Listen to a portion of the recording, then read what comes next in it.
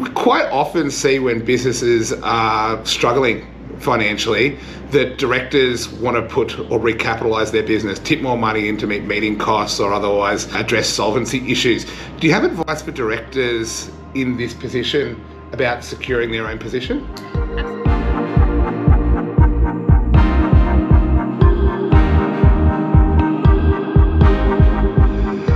Hi everybody, Liam Bailey here from O'Brien Palmer, and I'm joined today by my good friend Sarah Capello. Sarah's here to give us a chat about some of the issues about directors' loan accounts, both in setting up your businesses and in the circumstances of insolvency. But before we dive into that, hi Sarah, how you doing? Hello, good. You've had some exciting professional developments recently. We have. Tell us about that. Yes, so I was managing partner of Hunt & Hunt up until recently, and now the firm has merged with Hickson's, so we are now called Hickson's Hunt & Hunt. Congratulations. When did all this happen? Happened on the 1st of July, and we've taken otherwise a great firm, Hunt & Hunt, with a very long history, and joined together with Hickson's with a long history, and made a formidable firm, which I'm very excited about. Look, thanks for joining us today. You are here to help talk about directors' loan accounts. Yes. What's your background and experience in this area? Well, personally, I'm a director of some companies. I think you're the director of some companies. I am, yes. So we're personally experienced in director loan accounts, particularly when it comes to drawing and sometimes taking what you think is wages but will be recorded as in a loan account. But from a professional point of view, not personally, we're not here to talk about personal that's right. drawings today. I have experience both from the director's perspective and also working on behalf of insolvency practitioners to try to then recover loans, or to then work with individuals who are seeking to then recover loans against a company once it's been wound up. So there's two sides of this. First is when a business owner, who's typically also a director, and generally I deal in the SME space, so you're talking about smaller businesses, and they're either putting money into the company as working capital or to keep cash flow steady, or they're investing in infrastructure, and often that's done obviously when the business needs it and without consideration for proper documentation. Unfortunately, as you know, in your industry, businesses sometimes get into a bit of strife, and then an event occurs where they're then wound up. So how are those directors' loans dealt with when people have put money into the business? And I know you can tell us some stories as well, I'm sure, about when, if there's not the proper documentation, it's a debt that is not going to be potentially recoverable if there's not the evidence to support the fact that there's a loan. So getting the right documentation, having the terms, making sure that they're the terms with interest rates, and setting out all the parameters of the loan agreement will then help in an insolvency event to show the liquidator that there actually is a debt that's owed to the director. Look, that's certainly true. Way too often when we get called in as the liquidators, or relevantly when we're looking at businesses for turnaround strategies, we're told by directors that the company owes them money, okay? Whether it be on the basis that they put the money in for the startup capital, or they've been chipping money in to keep the business going through difficult times, and they want that loan or the money that they're owed to be taken into account, whether it's in the liquidation process or relevantly in a turnaround.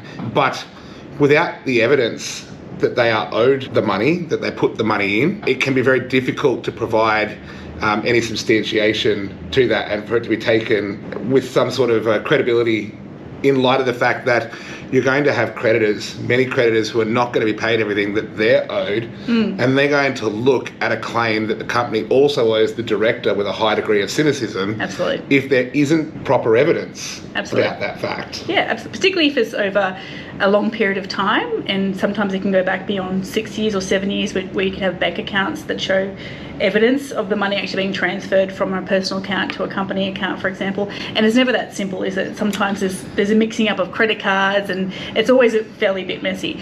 So in that scenario, the ability for the director to recover the funds from the company in the process of being wound up is limited. So there's some things you can obviously do to secure those funds and putting some protections in place. The number one thing is obviously to get advice and to get the proper documentation, which will be a loan agreement between the company and the director or the person putting in the funds.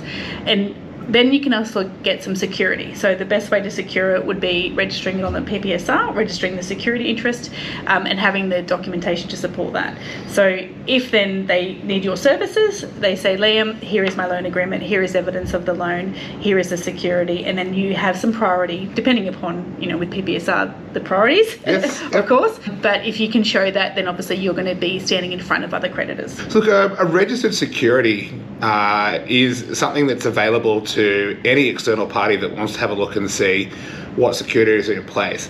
If that security is there registered and you can see that it's been registered for some time, it really creates a lot of evidence about the bona fides or the genuine nature of the loan that you've put into your company that's externally verifiable. That doesn't happen a lot or often, quite often, because those loans standing in priority to other creditors can become a disincentive to providing or obtaining finance. But at the very least, if you've put money into your company, whether you've literally put capital cash in or you've incurred debts on behalf of the company, if there's a loan agreement for repayment of that, if there is some transaction records of money going from your bank account into the company's bank account, or payments made on your credit card that you keep as a file to attach to a loan account that you can hand up to verify the transactions on the loan account showing what the company owes you, it's all going to put you in good stead when it comes time to look at restructuring your affairs. Absolutely. And being prepared beforehand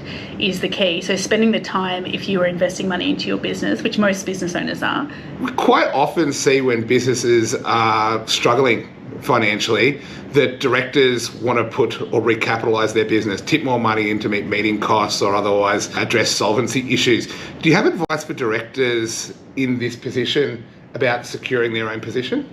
Absolutely. So obviously one of the easiest things to do if you want to keep your business afloat is, if you've got the ability to do so, put some funds into the business. The number one thing you can do if you do that is make sure you have proper documentation. Get it in writing, have a loan agreement that has terms which sets out interest rates, the terms of when it would be repaid, the amount that you're lending to the business, and ideally you want to be getting some security. So security can take a number of different forms. Most often when it comes to a company, you want to register your interest on the PPSR. So putting a PPSR registration, very low cost, very easy to do. Obviously you need to get it right, so getting the right advice to do it is key. But that'll potentially allow you to then recover that money if there is an insolvency event and there's a winding up application and the business is wound up, so that you can demonstrate that you've lent the money to the business. You need to be alive though to some covenants you might have with a bank, for example, or some other limitations you might have. So if there is already a registration on foot, or potentially you could be breaching a covenant by then offering additional security, then just be alive to that. So know what your documentation says. But if you can get security, that's ideal. If not, then having a loan agreement in place would be the best option. Then getting organised before will be the difference between recovering money or not recovering money. And the key is though, when you do get into a situation where you're needing to get advice from an insolvency practitioner or a lawyer, turn your mind to it then. And I know there are instances sometimes where you can't control that, where a creditor is then initiating the winding up application.